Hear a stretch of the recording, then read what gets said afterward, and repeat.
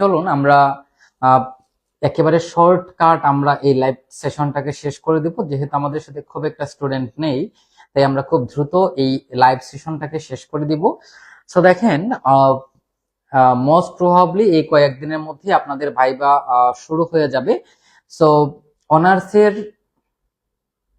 বা অনার্স লাইফের লাস্ট পরীক্ষা এটি, অবশ্যই এটি আপনাদের লাস্ট এক্সাম। তো ভাইবার মধ্যে 100 মার্কস রয়েছে।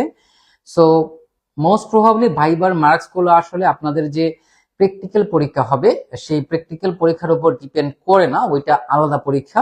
এবং ওইখানে কিছু এক্সটার্নাল স্যার থাকবেন যারা আপনার কলেজের না, মানে অন্য কলেজের কিছু শিক্ষক থাকবেন এবং আপনার কলেজের শিক্ষক থাকবে, এবং মোটামুটি 3-4 জনের একটা বোর্ড থাকবে, এবং ওই বোর্ডে হচ্ছে আপনার ভাইবা থাকবে। ঠিক আছে? সাউন্ড কি কম শোনা যাচ্ছে?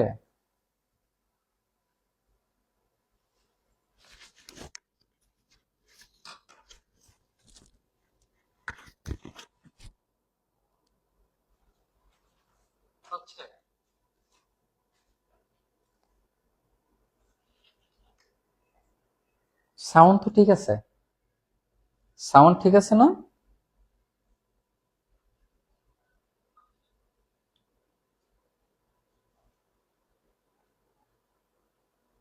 ওকে, আচ্ছা। সো খেয়াল করেন, তো ভাইবার জন্য কিন্তু আপনাদের এক্সটার্নাল থাকবেন, আপনাদের কলেজের স্টুডেন্টের উপর ভিত্তি করে হচ্ছে এক্সটার্নাল থাকবেন। যেমন আপনার কলেজে যদি 50 জন শিক্ষার্থী হয়, সেক্ষেত্রে হয়তো বা 2 জন এক্সটার্নাল থাকবেন, মানে মিনিমাম 2 জন এক্সটার্নাল থাকেন। তবে স্টুডেন্ট বেশি থাকলে 3 জন 4 জন বা তার থেকে বেশি হতে পারে। তো এই হচ্ছে কথাবার্তা। এখন আসেন ভাইবার জন্য আমরা স্টেপ বাই স্টেপ বিষয়গুলো নিয়ে একটু আলোচনা করি। স্টেপ বাই স্টেপ বিষয়গুলো নিয়ে আলোচনা করি। সবার প্রথম প্রশ্ন হচ্ছে ড্রেস কোড।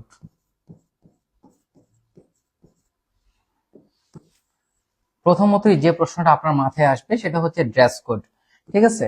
দেখেন, ভাইবার মধ্যে আপনি কোন ধরনের ড্রেস পরবেন সেটা অনেক গুরুত্বপূর্ণ একটা প্রশ্ন। কারণ এই ড্রেসের উপরে আসলে অনেক কিছু ডিপেন্ড করে, এই ড্রেসের উপরে আসলে অনেক কিছু ডিপেন্ড করে। তো ড্রেস কোডটা খুবই গুরুত্বপূর্ণ, ড্রেস কোডটা খুবই গুরুত্বপূর্ণ ভাইবার জন্য। তো দেখেন, যারা ছেলেরা যারা আছে, ছেলেরা হচ্ছে মানে খুব স্ট্যান্ডার্ড হচ্ছে যে আপনারা যদি সাদা কালারের শার্ট পরেন এবং ব্ল্যাক প্যান্ট ইউজ করেন, ঠিক আছে, মানে সাদা এবং কালো আর কি। আর আপনার যে শু থাকবে সেই শুয়ের সাথে মিল রেখে হচ্ছে আপনাকে বেল্ট ইউজ করতে হবে। বাট টাই ইউজ করাটা কম্পালসারি না। আপনার যদি টাই নিয়ে কমফোর্টেবল ফিল করেন তাহলে আপনি টাই ইউজ করবেন, আর টাই নিয়ে যদি আপনি কমফোর্টেবল ফিল না করেন তাহলে টাই ইউজ করার কোনো দরকার নাই। ঠিক আছে? তাহলে ছেলেদের জন্য ড্রেস কোড হচ্ছে মানে মোস্ট কমন এবং খুবই স্ট্যান্ডার্ড হচ্ছে যে আহ, সাদা কালারের শার্ট এবং কালো কালারের হচ্ছে প্যান্ট। বাট আপনি যদি অন্য কালার ইউজ করতে চান সেটা সমস্যা নাই, তবে অবশ্যই আপনাকে ফর্মাল ড্রেস কোড মেনটেন করতে হবে। অর্থাৎ আপনি ওই যে টিকটকারদের মতো যদি কাপড় পরে ভাইবাতে যান তাহলে আপনাদের মার্কসটাও কিন্তু ওই রকমই দিবে। সো যেহেতু এটা ভাইবা, সো আপনার আপনার ব্যক্তিত্ব কিন্তু আপনার পোশাকের মাধ্যমে ফুটে উঠবে। ফার্স্ট ইমপ্রেশনটা কিন্তু পোশাকের মাধ্যমে হবে। সো আপনি ভাইবা বোর্ডে ঢোকার পরে আপনি কি কতগুলো প্রশ্ন উত্তর পারবেন বা কতগুলো প্রশ্ন উত্তর পারবেন না সেটা হচ্ছে পরের বিষয়। এখন আপনি ভাইবা বোর্ডে ঢোকার সাথে সাথে যদি এক্সটার্নাল স্যাররা আপনার উপর মানে মানে সন্তুষ্ট না থাকেন তাহলে ভাই আপনাকে ওনারা আটকাবেনি, কিছু করার নাই। এবং আপনি যত বড় পণ্ডিতই হন না কেন, যদি শিক্ষক যদি আপনাকে কোনো প্রশ্ন ধরে আটকাবার ইচ্ছা থাকে তাহলে আপনি কখনোই সেখান থেকে ছাড় পাবেন না। আপনাকে তারা যে কোনো প্রশ্ন করে আটকাতে পারবে। ঠিক আছে? সো এটা হচ্ছে একটা গুরুত্বপূর্ণ কথাবার্তা। সো ছেলেদের জন্য ড্রেস কোড আমি আপনাদেরকে বলে দিলাম। মেয়েরা হচ্ছে যদি সম্ভব হয় শাড়ি পরে যাবেন, যদি সম্ভব হয়, এটা মানে হাইলি রিকমেন্ডেড, যদি সম্ভব হয় শাড়ি পরে যাবেন। তবে অবশ্যই এমন কোনো শাড়ি পরবেন না যে শাড়ির মধ্যে অশালীনতা প্রকাশ পায়। মোস্ট ইম্পর্টেন্ট এই কথাটা মনে রাখবেন যে এমন কোনো শাড়ি পরা যাবে না যে শাড়ি পরলে অশালীনতা প্রকাশ পায়। সো আপনারা এক কালারের শাড়ি পরতে পারেন বা আপনি যে কোনো ধরনের শাড়ি পরতে পারেন, কোনো সমস্যা নাই।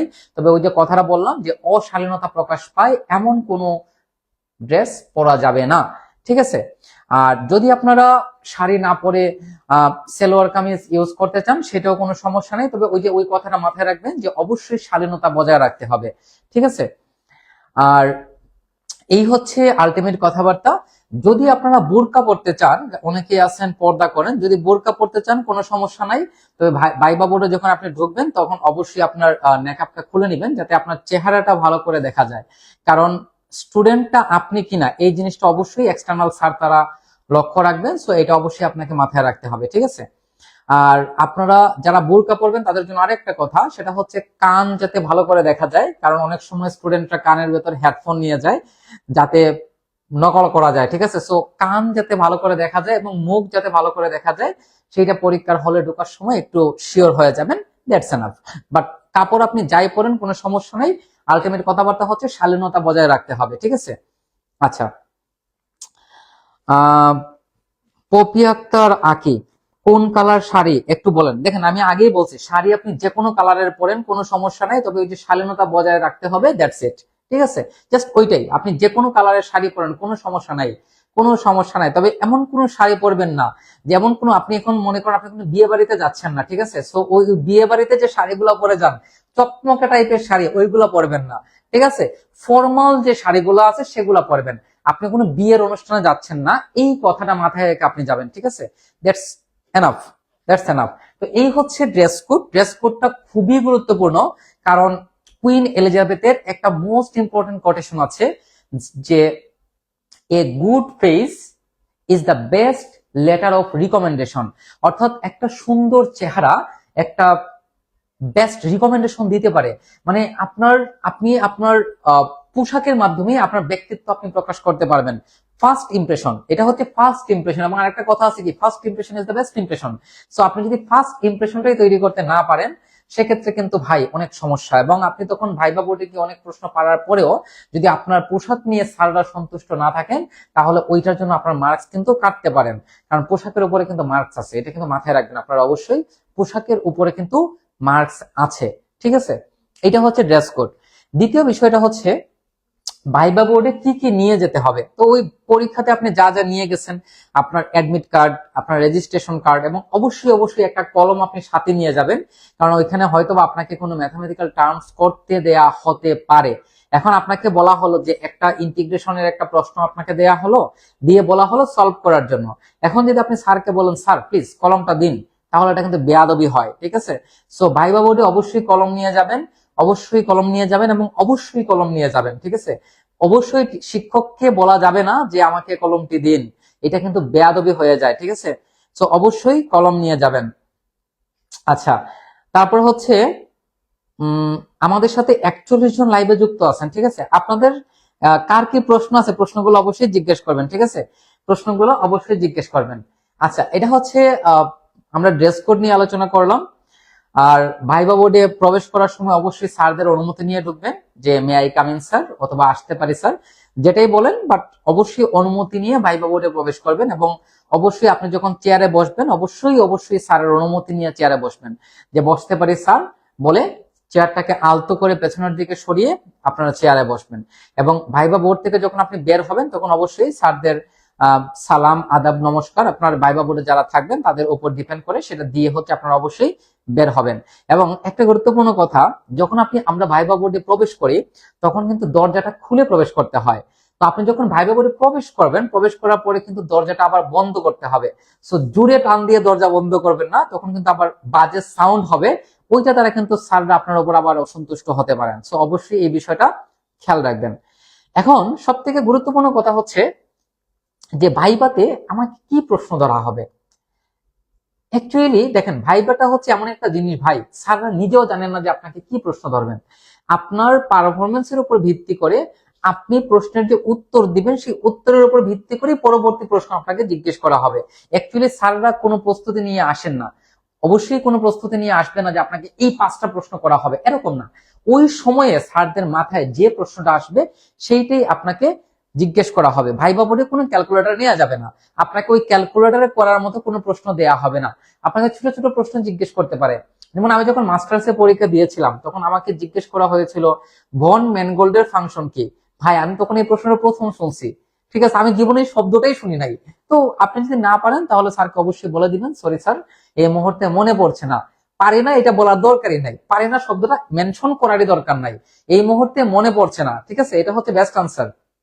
আর অবশ্যই অবশ্যই স্যারদের প্রশ্নের উত্তর না পারলে পাস করার অন্য কোনো উপায়, এই ভাইভাতে কাউরে ফেল করায় না, ঠিক আছে? আপনি মিনিমাম 60 থেকে 70% মার্কস এমনিতেই পাবেন। আপনি যদি একেবারেই প্রশ্ন না পারেন তাও আপনি 60 থেকে 70% মার্কস পাবেন, ঠিক আছে? কারণ আপনার প্রশ্নের উত্তরের উপরেই শুধু মার্কস না, আপনি যে পরীক্ষায় উপস্থিত হয়েছেন সেইটার উপরে মার্কস আছে, আপনি যে ভাইবা বোর্ডে মানে যে ড্রেস আপনি পড়েছেন সেইটার উপরে মার্কস আছে, তারপর আরো আনুষঙ্গিক বিষয়গুলোর উপর মার্কস আছে। তার মানে আপনি শুধু যে প্রশ্ন পারেন নাই আর আপনাকে মার্কস দেওয়া হবে না, ব্যাপারটা এরকম না। আপনি পরীক্ষায় পার্টিসিপেট করতেছেন এই জন্যই আপনি মার্কস পাবেন, ঠিক আছে? বাট ওই যে ব্যবহার ভালো থাকতে হবে, স্যারদের সাথে সুন্দরভাবে কথা বলতে হবে। আপনি স্যারদের সাথে কোনো অবস্থাতেই কোনো পরিস্থিতিতেই তর্কে যাওয়া যাবে না, কোনো অবস্থাতেই না। আপনাকে যদি স্যার একটা ভুল প্রশ্ন জিজ্ঞাসা করেন সেইটা নিয়ে কোনোভাবেই তর্কে যাওয়া যাবে না, ঠিক আছে? ভাইবা বোর্ডে অবশ্যই মনে রাখতে হবে স্যাররা অলওয়েজ রাইট, ঠিক আছে? অলওয়েজ রাইট, এই কথাটা অবশ্যই আপনাকে ভাইবা বোর্ডে মনে রাখতে হবে, ঠিক আছে? আচ্ছা, এখন আসেন যে ভাইবা বোর্ডে আমরা কি পড়ে যাব, এতগুলো সাবজেক্ট আমাদের কি এতগুলো জিনিস পড়ার মনে আছে? দেখেন, কিছু কমন প্রশ্ন আপনাকে ভাইবা বোর্ডে যেগুলো জিজ্ঞেস করা হবে, কিছু কমন প্রশ্ন যেগুলো মোস্ট প্রবাবলি ভাইবা বোর্ডে জিজ্ঞেস করা হয়। দেখেন,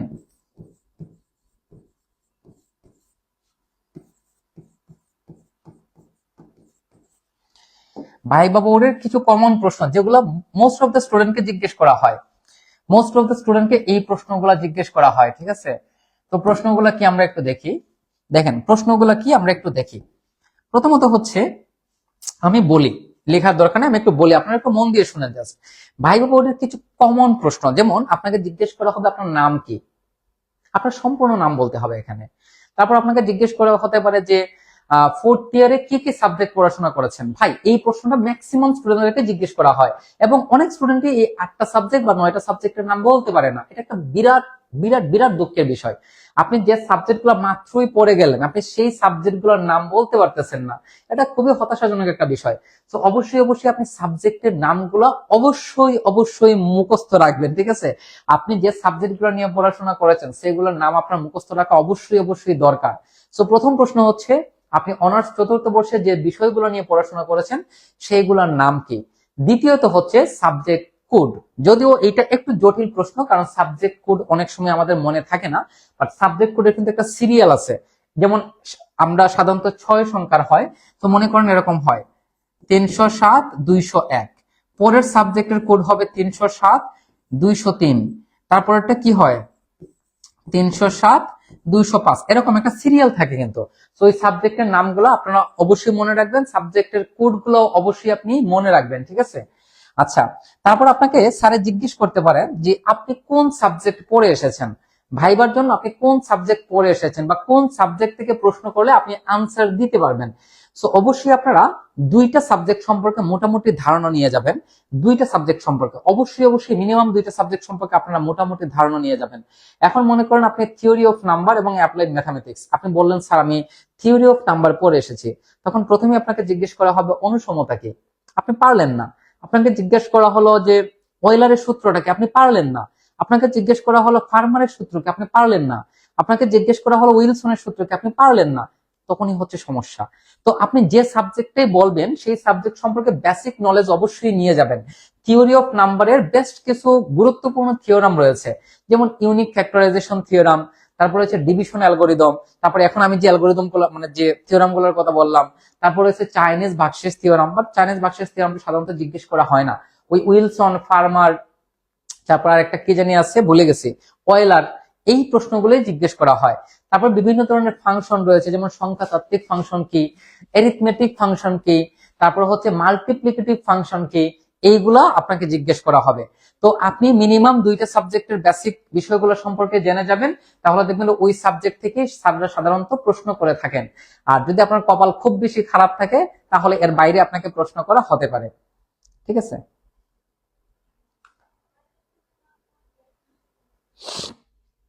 ঠিক আছে, তো এই হচ্ছে আপনার সাবজেক্ট নিয়ে মূল কথাবার্তা, অর্থাৎ আপনি যে কোনো দুইটা সাবজেক্ট সম্পর্কে ধারণা নিয়ে যাবেন। তারপর হচ্ছে গণিতের যে একেবারে প্রাইমারি লেভেলের যে ফর্মুলা গুলো আছে, যেগুলো সাধারণত ক্লাস 6, 7, 8, 9, 10 এই ক্লাসগুলোতে আপনি যেগুলো পড়ে এসেছেন, যেমন গণিতের ছোট ছোট সূত্র, আপনাকে জিজ্ঞেস করা হলো a² - b² এর সূত্রকে, আপনি সেটা পারলেন না, তাহলে তো আপনাকে আর কোনো প্রশ্ন জিজ্ঞেস করারই দরকার নাই, কারণ আপনি শেষ, আপনি এখানে শেষ, আপনার চ্যাপ্টার ক্লোজ। ঠিক আছে, আপনাকে আর কোনো প্রশ্ন জিজ্ঞেসই করা হবে না, কারণ এগুলো ভাই গণিতের একেবারে বেসিক বিষয়।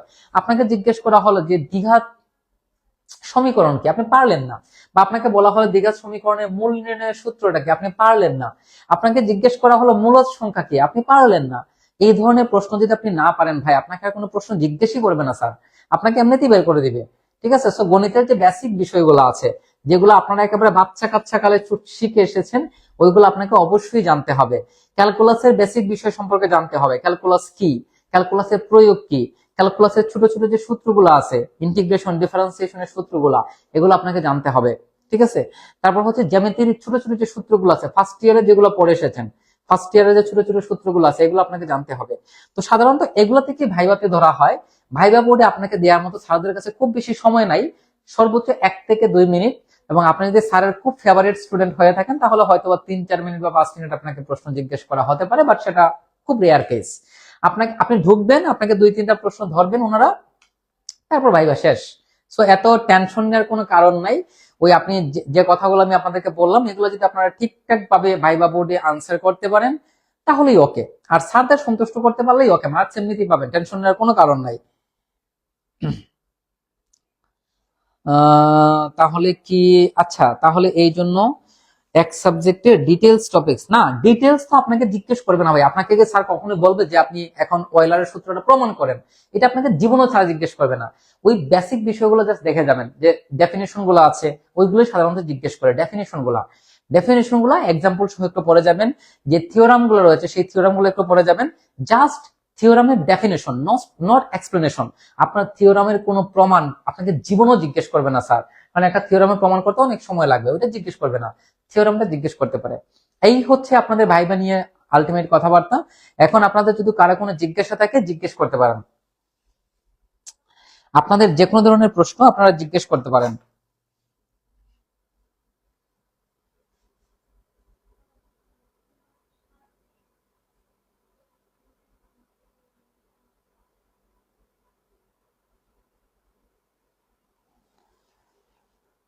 আপনাদের কারো কোনো প্রশ্ন থাকলে জিজ্ঞেস করতে পারেন, আদারওয়াইজ আমি এখানেই শেষ করে দিব।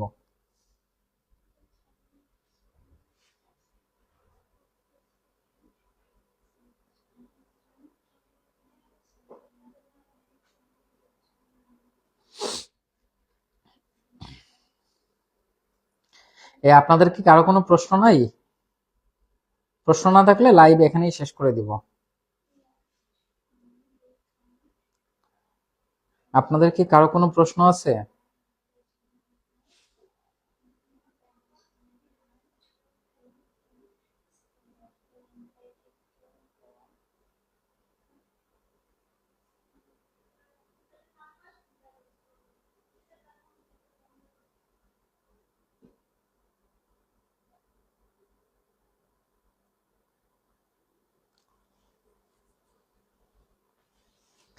হ্যাঁ, এটা করার তো বেস্ট অপশন ভাই, ক্লিন শিপ করাটা বেস্ট অপশন। ঠিক আছে, কিন্তু ফার্মের মুরগির মতো কিন্তু লাগবে। ঠিক আছে, কিছু করার নাই। তবে এটা না করলেও হয়, আমরা তো করি নাই ভাই, বাট করলে ভালো, স্ট্যান্ডার্ডিটি মেনটেন হয়। প্র্যাকটিক্যালের কোয়েশ্চেন কি সব কলেজে সেম? হ্যাঁ, প্র্যাকটিক্যালের কোয়েশ্চেন সারা বাংলাদেশে সেম। ঠিক আছে, প্র্যাকটিক্যালের কোয়েশ্চেন সারা বাংলাদেশে সেম। আর কি কারো কোনো প্রশ্ন আছে?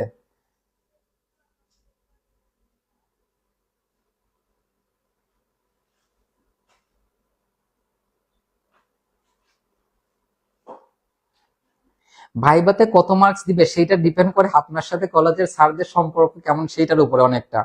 ঠিক আছে, স্যারদের সাথে সম্পর্ক ভালো থাকলে ভালো মার্কস পাবেন, সম্পর্ক খারাপ থাকলে মার্কস কম পাবেন, দ্যাটস ইট। এইটা আমি এখান থেকে বলার কোনো সুযোগ নাই। আর কি কারো কোনো প্রশ্ন আছে? ঠিক আছে, তো এই ছিল আপনাদের ভাইবা নিয়ে আলটিমেট কথাবার্তা। এরপরও যদি আপনাদের ভাইবা নিয়ে কোনো জিজ্ঞাসা থাকে, আপনারা নিঃসংকোচে জিজ্ঞেস করতে পারেন আমাদের হোয়াটসঅ্যাপে, অথবা সরাসরি আমাকে কলও দিতে পারেন, কোনো প্রবলেম নাই। সবার একাডেমিক লাইফের লাস্ট এক্সাম, যেহেতু এটা অনার্স, অনেকে হয়তো বা মাস্টার্স করবে না, সো একাডেমিক লাইফের এটা হচ্ছে লাস্ট এক্সাম। তো সবার যাতে লাস্ট এক্সামটা ভালো হয়, সেই জন্য শুভকামনা থাকবে সবার জন্য। আর অবশ্যই আপনাদের ভাইবার অভিজ্ঞতা আমাদের সাথে শেয়ার করবেন। সবাই ভালো থাকেন, সুস্থ থাকেন, দেখা হবে পরবর্তী কোনো ক্লাসে। ধন্যবাদ সবাইকে।